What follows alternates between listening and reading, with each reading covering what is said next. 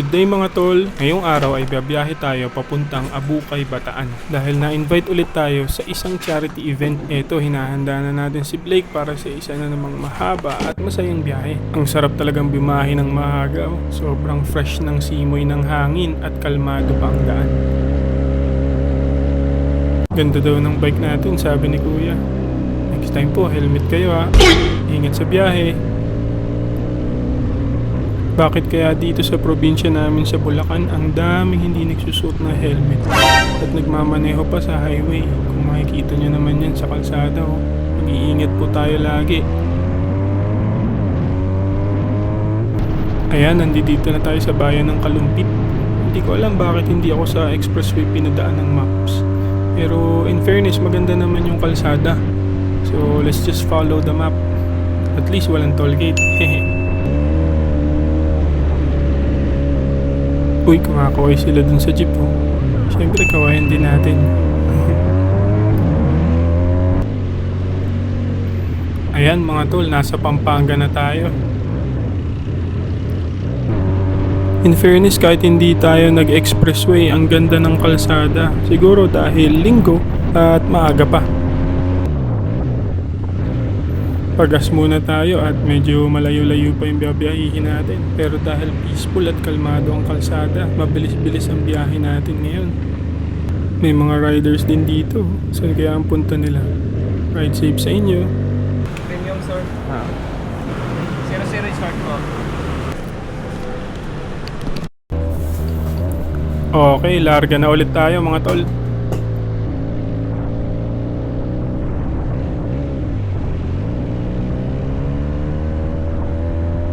Uy, may checkpoint dito mga tol. Kapag may nakikita kayong checkpoint, siguraduhin nyo na magdadahan-dahan na kayo ng takbo para kung sakaling pahintuin kayo ay madali kayong makakatabi.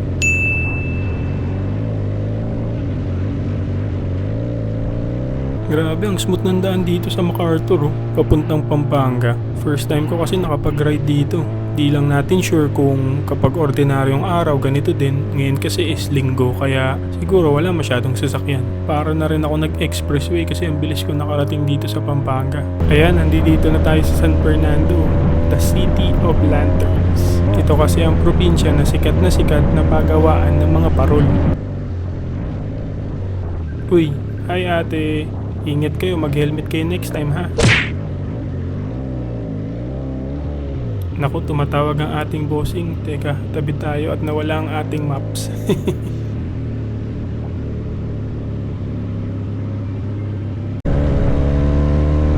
Ayan, I think nasa may Lubao, Pampanga na tayo.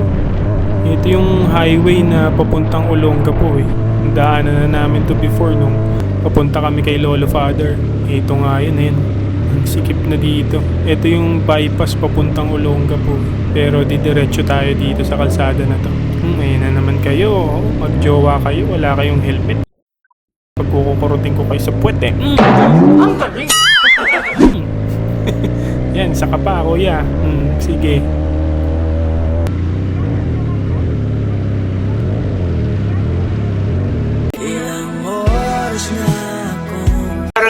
Parang gusto makipag-live-in Ay naku ate, may asawa na po ako. Sorry po. Joke lang. Baka mapatulog na naman tayo sa labas niyan You sneaky. You naughty, you... Ayan, may sign na papuntang Olongapo. So malapit-lapit na tayo sa ating destinasyon. May sign na din papuntang Mariveles. Malapit na tayo nito. Ayan, at nandito na tayo sa bayan ng Abukay, Bataan. Uy, ayun na si brother I think nagbibigay siya ng sign na sa mga dadalo sa charity event.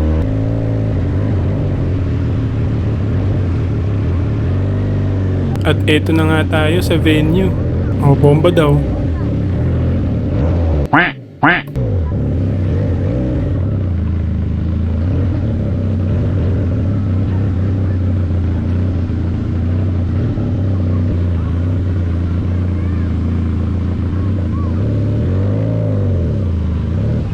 Wow, ang daming riders na dumalo mula pa sa iba't ibang lugar para sumuporta dito sa charity event na to.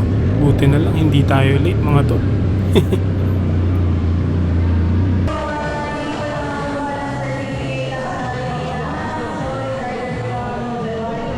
Sabi ka.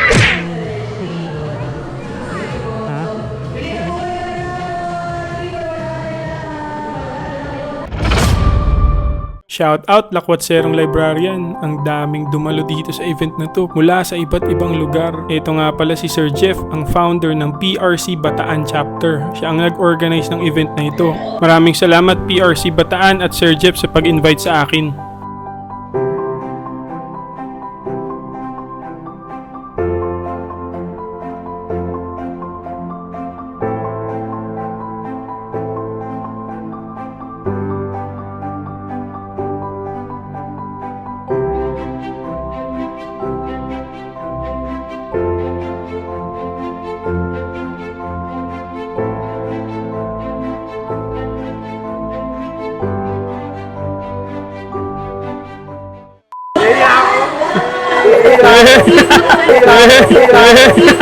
Kilala kong kaliskis mo. Oy.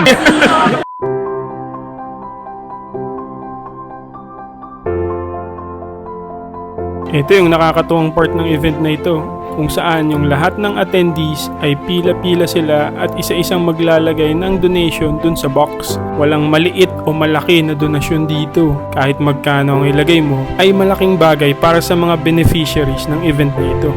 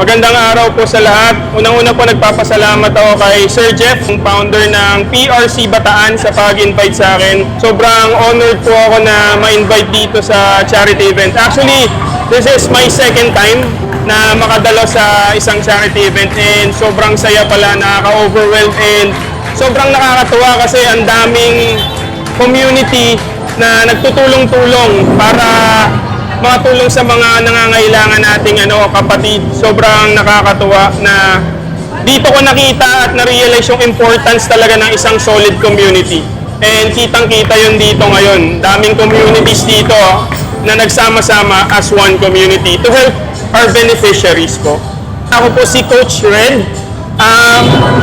And my motovlogging page is Red Motography po. Maraming salamat po ulit and God bless sa lahat. Lalo na yung mga puso ng mga tumulong po. Yun lang po. Salamat.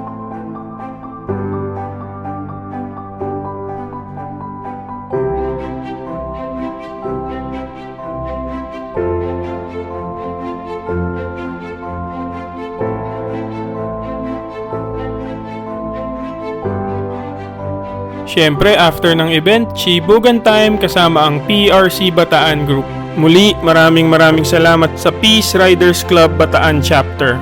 At siyempre, sa lahat ng sumuporta at nakiisa dito sa charity event na ito. Tandaan natin mga tol, sa bawat pag-rev natin ng makina ng ating mga motor, may pagkakataon tayong magdala ng pag-asa at inspirasyon. This is your Coach Red of Red Motography. Ride safe sa lahat, spread good vibes. Kita-kits ulit sa susunod nating adventure.